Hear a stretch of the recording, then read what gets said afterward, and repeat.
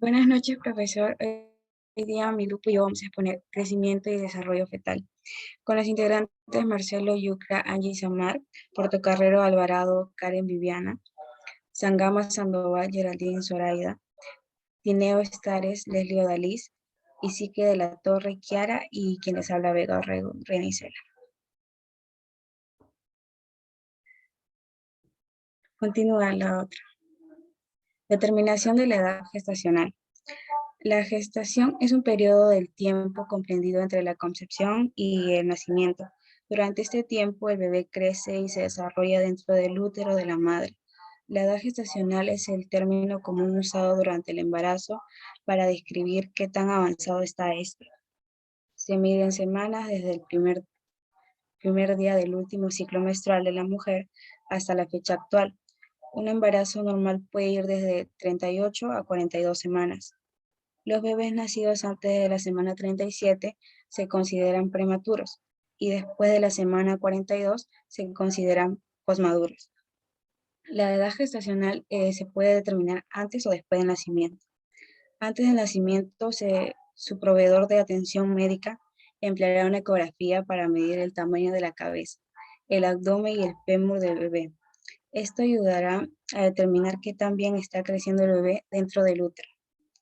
Después del nacimiento, la edad gestacional se puede medir observando el bebé, el peso, la talla, el perímetro cefálico,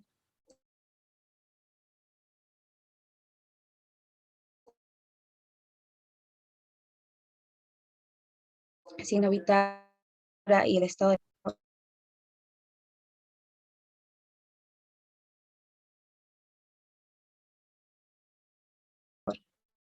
realizado de mal. Se obtiene sumando 7 días a la fecha de la última regla y restando 3 meses el resultado, y añadiendo 7 días a la fecha de la última menstruación, relatada por la mujer. El resultado es aproximadamente 280 días de 40 semanas, después del último periodo menstrual. Otro método consiste en añadir 9 meses y 7 días a la fecha de la última menstruación. Continúa mi compañera.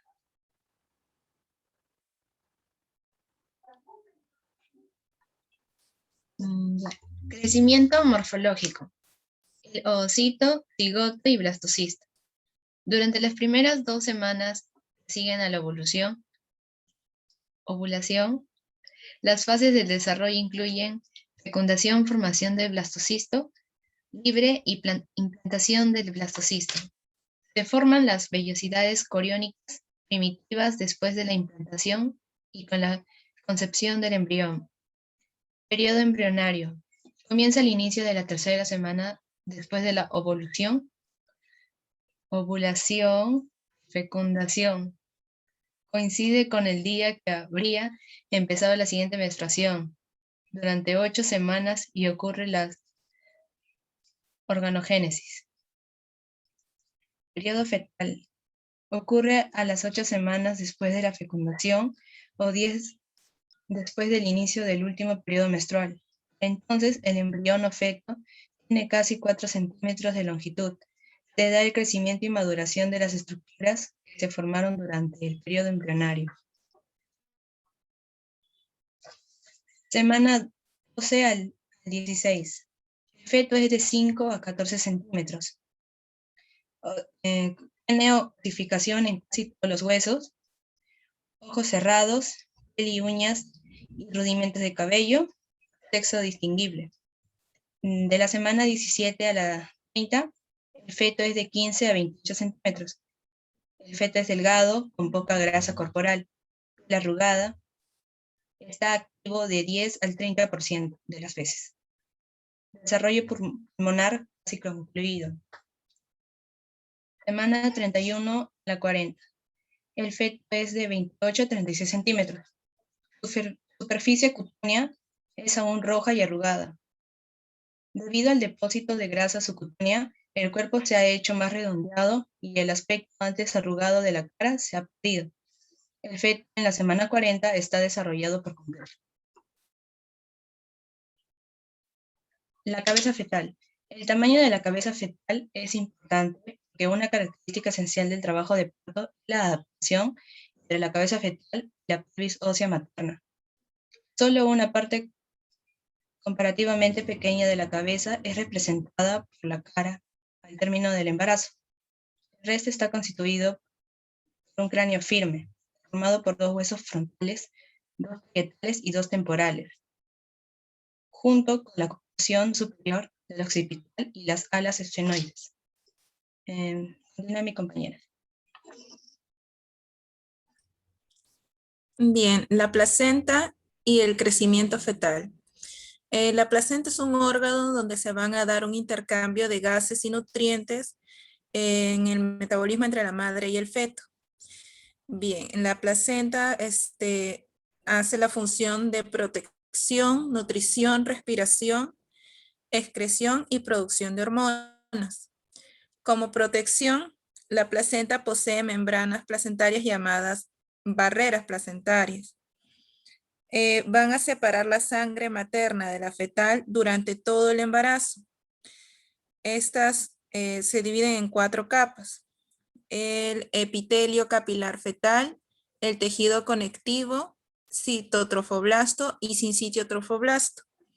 De estos, el tejido conectivo y el citotrofoblasto se adelgazarán mucho con el pasar del embarazo y el desarrollo de la placenta.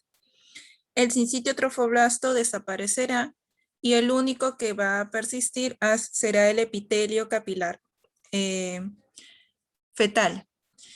En la nutrición, el agua, las sales, los carbohidratos, las grasas, proteínas y las vitaminas, todos estos nutrientes van a pasar desde la sangre materna a través de la membrana placentaria hasta llegar a la circulación fetal. En la respiración, el oxígeno de la placenta, de la sangre de la madre, se va a difundir a través de la membrana placentaria hacia el feto, haciéndolo a través de un mecanismo de difusión simple. En conclusión, el feto intraútero no respira. En la excreción, todos los procesos de desecho se van a ir desde el feto hacia la sangre materna para luego ser excretados. En la producción de hormonas, la placenta, en algunas estructuras de la placenta están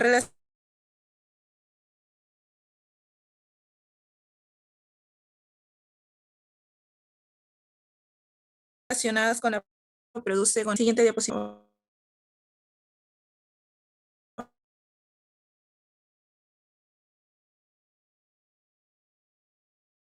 Entre la sangre fetal y contenida en los capilares dentro de las vellosidades coriónicas en el espacio intervelloso y la sangre materna que se mantiene en el espacio intervelloso.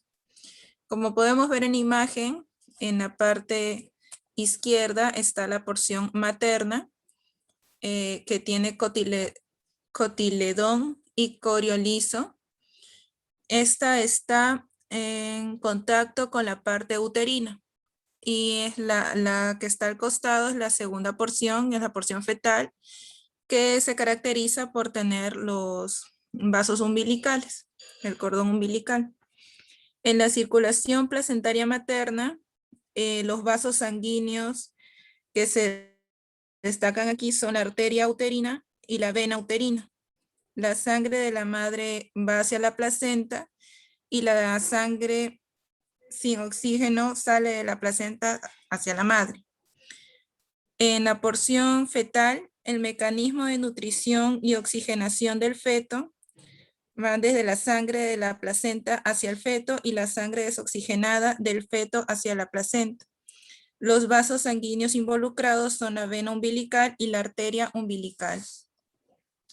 El riego sanguíneo intervelloso y útero placentario aumenta durante el primer trimestre de embarazo normal. El volumen residual del espacio intervelloso es de casi 140 mililitros en la placenta término. Sin embargo, antes del parto, el volumen del espacio intervelloso puede ser del doble de esta cifra. Se ha calculado en casi 700 a 900 mililitros por minuto el riego sanguíneo útero placentario, cerca del término, y al parecer la mayor parte de la sangre pasa al espacio intervelloso. Las sustancias transferidas de la madre al feto ingresan primero al espacio intervelloso y después se transportan al sincitio trofoblasto, y del feto a la madre transcurren del sincitio trofoblasto hacia el mismo espacio, funcionando las vellosidades coriónicas y espacio intervelloso como el pulmón, el tubo de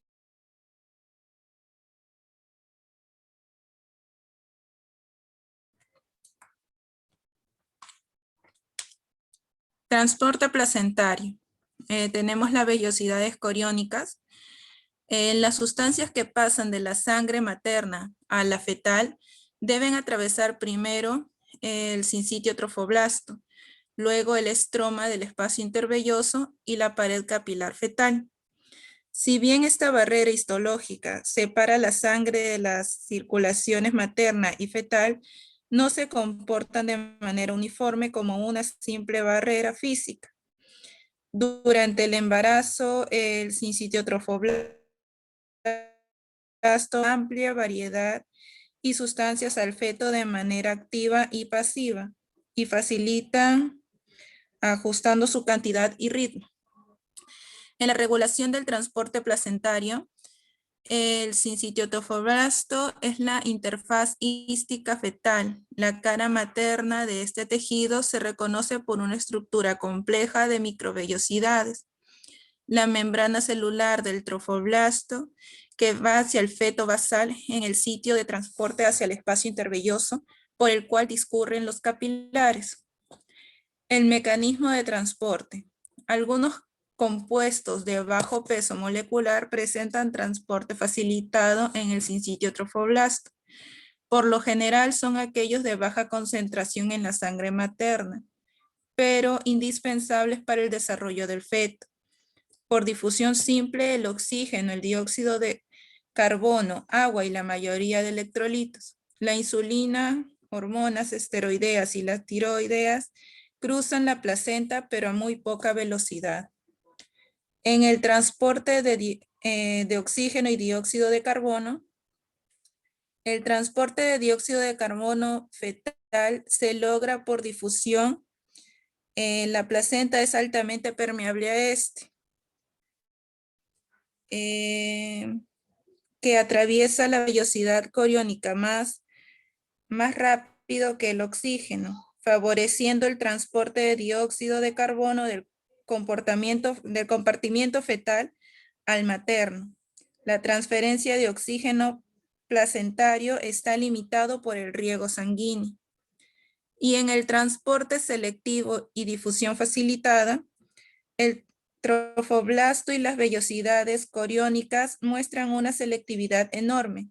Esto crea diferentes concentraciones de varios metabolitos en dos lados de las vellosidades, la concentración de múltiples sustancias no sintetizadas por el feto y muchas veces mayor que la sangre fetal que en el de la madre. Un ejemplo es el transporte unidireccional del hierro a través de la placenta. Por lo regular, la concentración de hierro a la sangre materna es mucho menor a la del feto.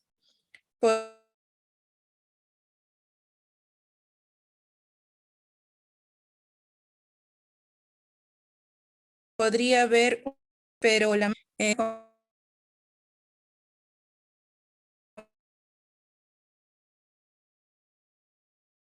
compañera.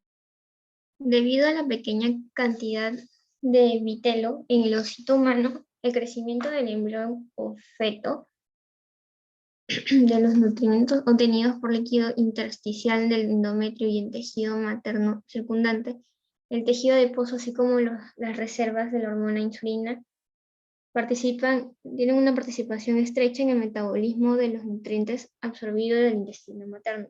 La glucosa en forma de glucógeno, sobre todo en el hígado y el músculo. La retención de algunos aminoácidos como las proteínas y el almacenamiento de exceso como la grasa.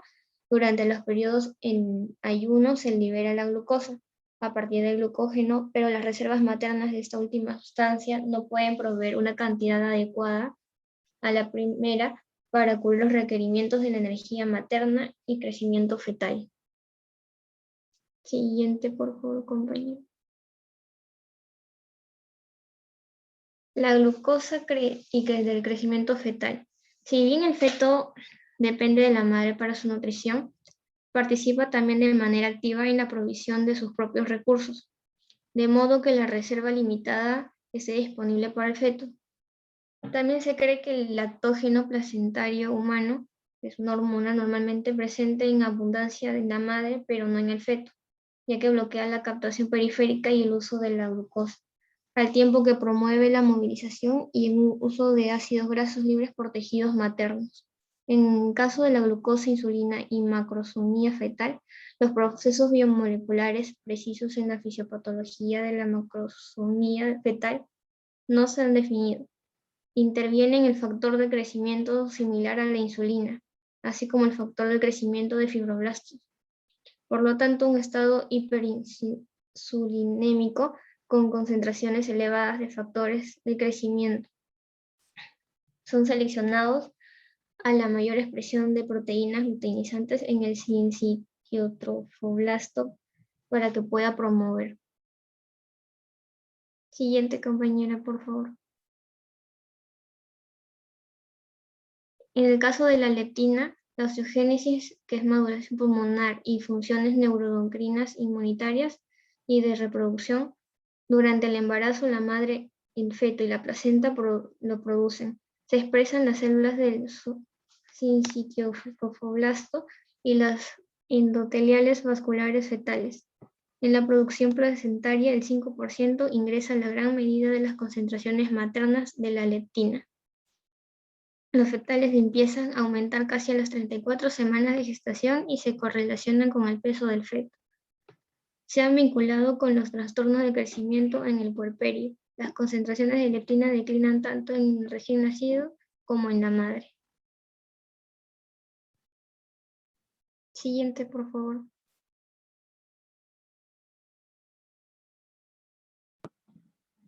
Bueno, en la fisiología fetal vamos a ver que tenemos en cuenta el líquido amniótico, ¿ya? Y este sirve para regular y para proteger al feto. Permite su desarrollo musculoesquelético y también amortigua los traumatismos. Este sirve para conservar la temperatura y vamos a ver que tiene una mínima función nutritiva. Siguiente, por favor. En la fisiología fetal vamos a rescatar bastante la circulación fetal, ya que la circulación es muy diferente a la circulación fetal es muy diferente a la circulación del adulto y esta solo funciona hasta el momento del parto. Vamos a ver que la sangre fetal ingresa de manera muy vascularizada, ¿no? Y esta ingresa a través de la vasculatura pulmonar para dicha oxigenación. También tenemos en cuenta que la mayor parte del gasto ventricular derecho no pasa exactamente por los pulmones. Y además de ello, las cámaras cardíacas fetales trabajan en paralelo, mas no de manera seriada. Llegan a trabajar de manera seriada una vez que el feto, o mejor dicho, el bebé, ya ha nacido y respira por su propia cuenta. Vamos a ver que en la circulación fetal, el oxígeno y los nutrientes que son requeridos para el crecimiento y la maduración del feto llegan desde el feto hasta la placenta, ¿no? Por la única vía que es la vena umbilical única.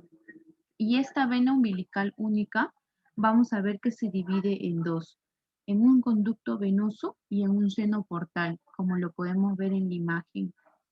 El conducto venoso es el principal de la rama de la vena umbilical y este es atravesado por el hígado para que pueda desembocarse de manera directa en la vena cava inferior, como se puede apreciar en la imagen. Y el seno portal es el que suministra la sangre de las venas hepáticas hacia todo el lado izquierdo de las vísceras del cuerpo del feto, ¿no? Y es ahí donde se extrae el oxígeno. Por eso vamos a decir que en la circulación fetal, la sangre que es bien oxigenada ingresa al ventrículo izquierdo, ¿no? Que éste irriga al corazón y al cerebro. Mientras tanto, la sangre que no es tan oxigenada pasa del ventrículo derecho hasta que perfunde al resto del cuerpo.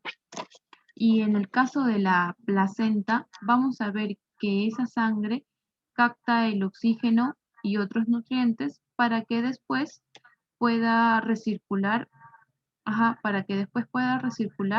por lo que es la vena cava, la vena umbilical. Y de ahí empezar un nuevo ciclo. Siguiente, por favor.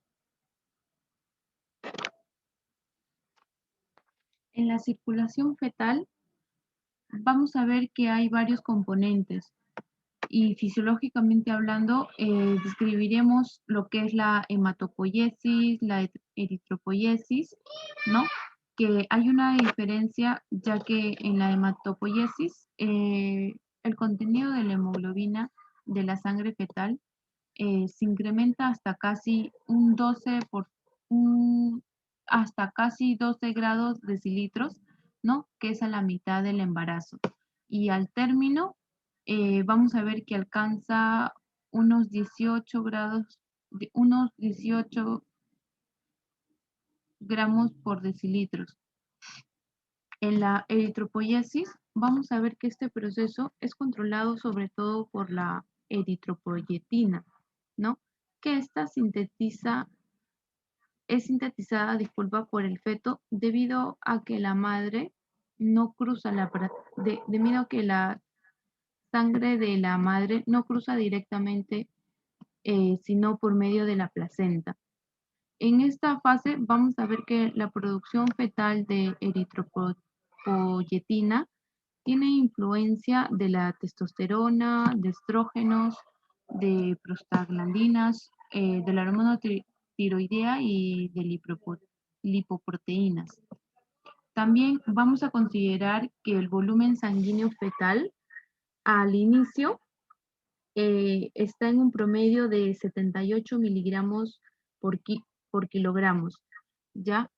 Y luego se va a hallar que el volumen de la sangre fetal incrementa a 125 miligramos por kilogramos de peso fetal. También vamos a ver que la hemoglobina fetal es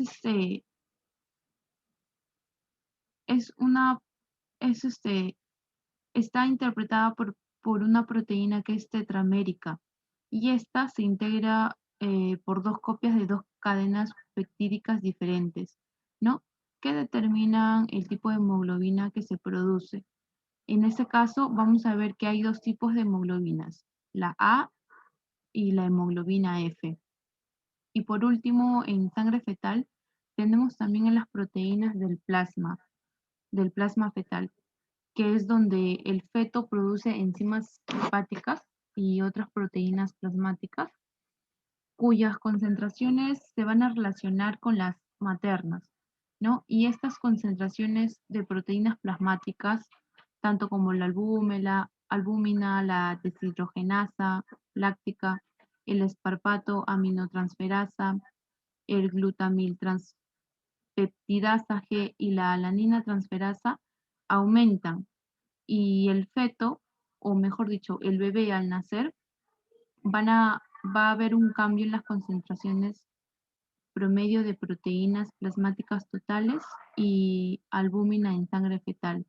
Y vamos a ver que son similares a las maternas. Siguiente, por favor.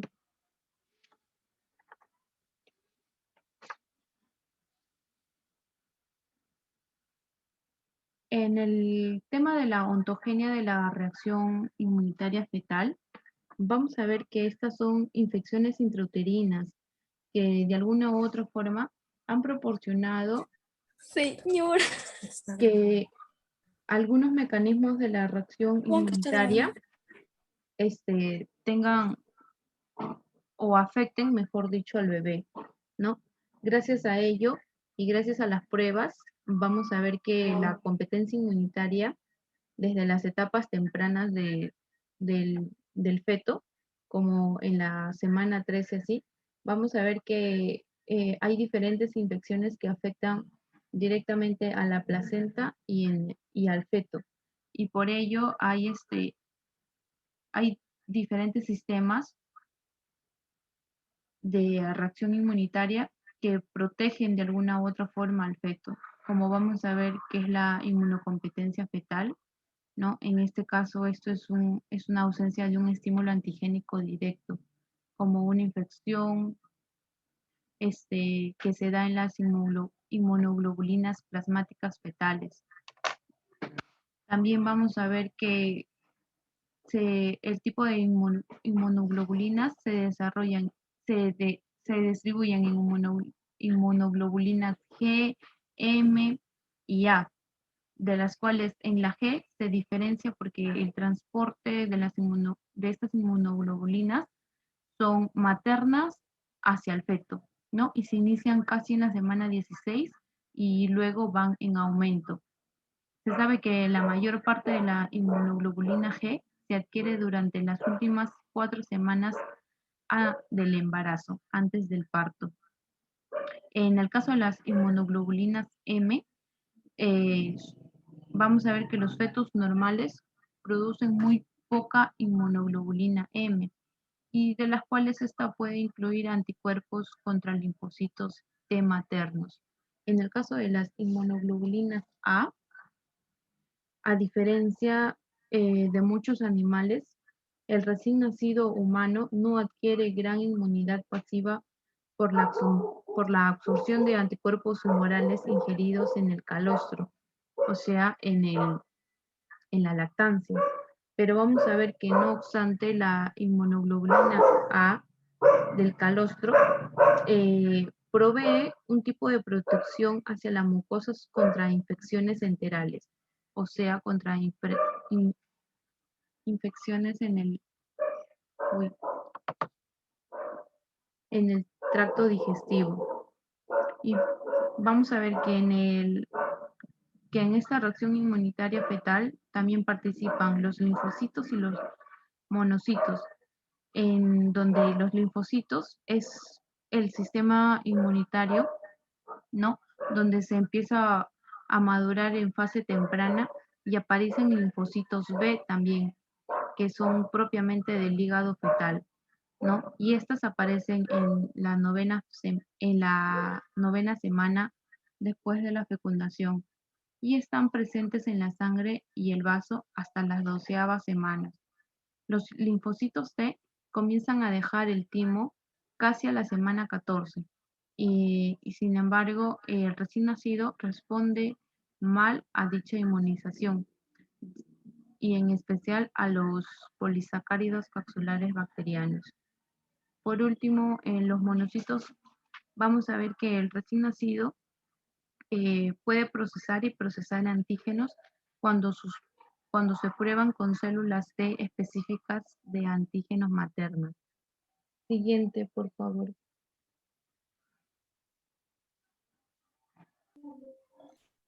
El aparato digestivo.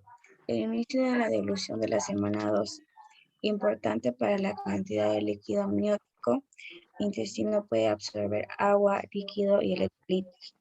El mecanio es un compuesto por líquido amniótico dilutido celular de descamación, biliverdemia. Siguiente diapositiva, por favor.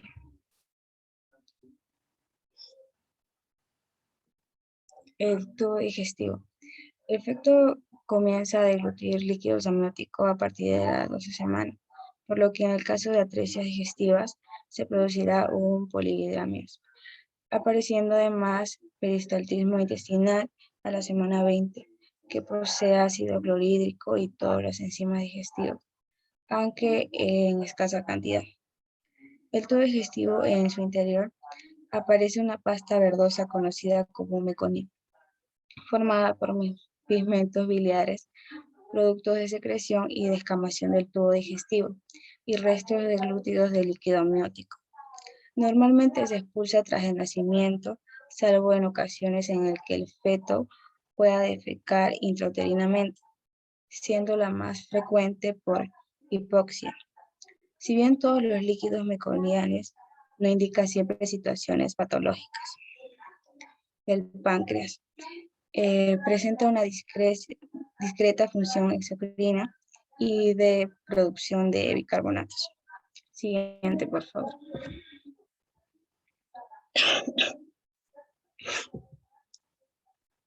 El hígado. El volumen es proporcionalmente mayor en el adulto. El glucógeno es elevado, pero va disminuyendo después del nacimiento. Ictericia fisiológica del recién nacido. Dificultades para excretar la bilis por deficiencia de UDP y AUG. Pese a su mayor tamaño relativo, es insuficiente aunque posee todas sus enzimas, pero en escasa cantidad, requiriendo la desintoxicación, sobre todo en la bilirrubina, por parte de la madre. Su función es más hematopeyética, de ahí la tendencia a la ictericia de los neonatos. La producción de bilis colorea el meconio. Siguiente, por favor.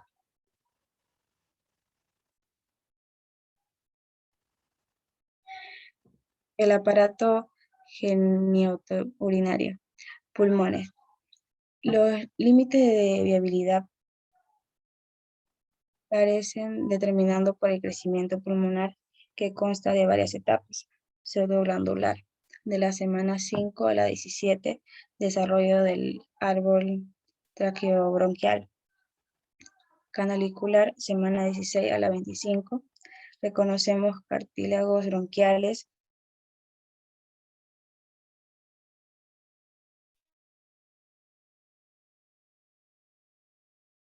Bronquioloterminal y del saco.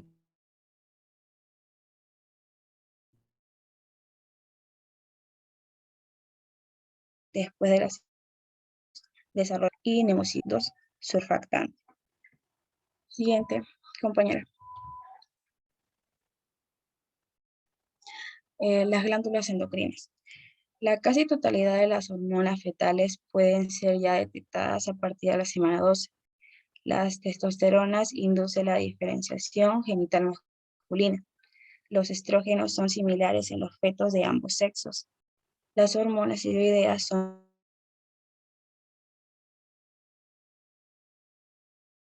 el desarrollo de las glándulas suprarrenales en el feto.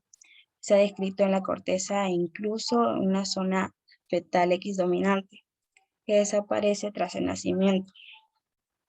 La actividad del cortisol interviene en la maduración pulmonar y hay un desencadenamiento del parto, que depende de la hipófisis fetal, siendo este independiente de la madre. Por eso en la anencefalia hay atrofia suprarrenal. Siguiente, compañera.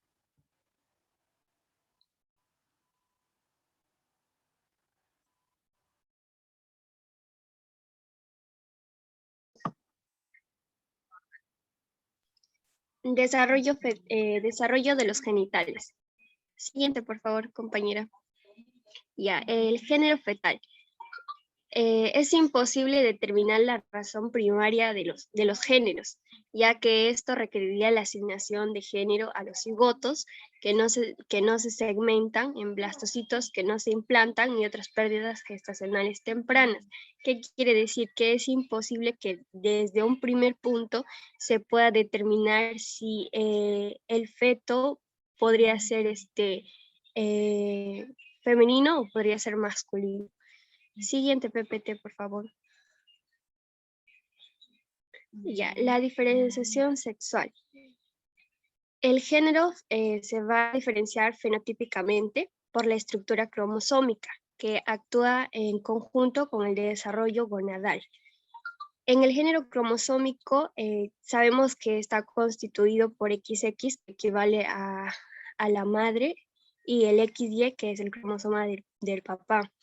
Y se va a establecer en el momento de la fecundación. pero para las primeras 6 semanas del desarrollo de embriones. Siguiente, por favor.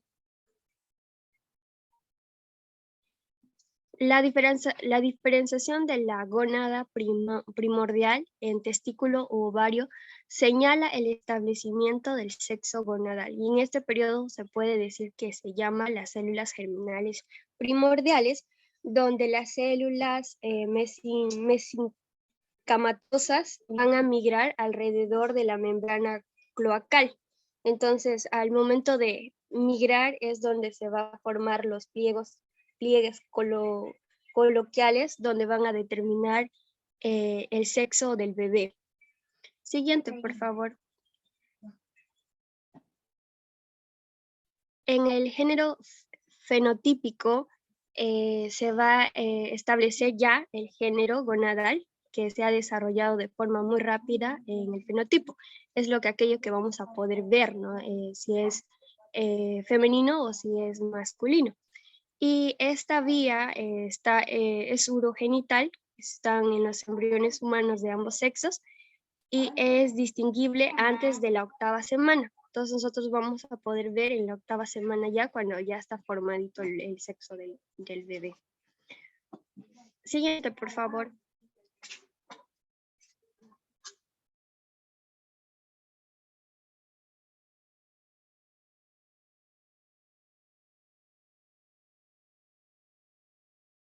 De acuerdo a la